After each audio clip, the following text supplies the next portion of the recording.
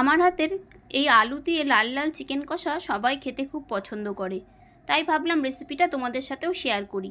এই রান্নাটা করার জন্য কড়াইতে পরিমাণ মতন সর্ষের তেল দিয়ে ফোড়ন দিয়ে দিলাম জিরে, তেজপাতা, শুকনো লঙ্কা। ফোড়নটা একটু নেড়ে চেড়ে নিয়েই দিয়ে দিলাম পরিমাণ মতন পেঁয়াজ কুচি। আমি এখানে 5টা পেঁয়াজ কুচি করে নিয়েছি। তারপরে দিলাম 2 চামচ আদা বাটা, 2 চামচ রসুন বাটা, পরিমাণ মতন হলুদ, লঙ্কার গুঁড়ো, জিরের গুঁড়ো আর অল্প একটু ধনের গুঁড়ো।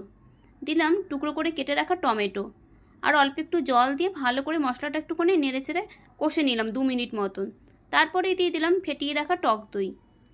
এটাকে দিয়েও নেড়ে চেড়ে এর সাথে ভালো করে মিশিয়ে নিয়ে দিয়ে দিলাম ধুয়ে পরিষ্কার করে রাখা চিকেন আর দিয়ে দিলাম ভেজে রাখা আলু।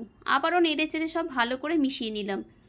কালারের জন্য কিছুটা দিয়ে দিলাম কাশ্মীরি লঙ্কার গুঁড়ো। আবারও নেড়ে চেড়ে নিয়ে ঢাকা দিয়ে রেখে দিলাম। এরপর ঢাকা খুলে দেখে নিলাম চিকেন আলু সব সেদ্ধ হয়ে গেছে। আবারও নেড়ে চেড়ে একটু কষিয়ে নিয়ে ঝোলের জন্য জল দিয়ে দিলাম পরিমাণ মতন। তারপর ভালো করে ফুটিয়ে নিলাম। দিয়ে দিলাম ওপর থেকে শেষে চেরা কাঁচা লঙ্কা আর একটু গরম মশলা পাউডার। তৈরি হয়ে গেল দুর্দান্ত স্বাদের চিকেন কষা।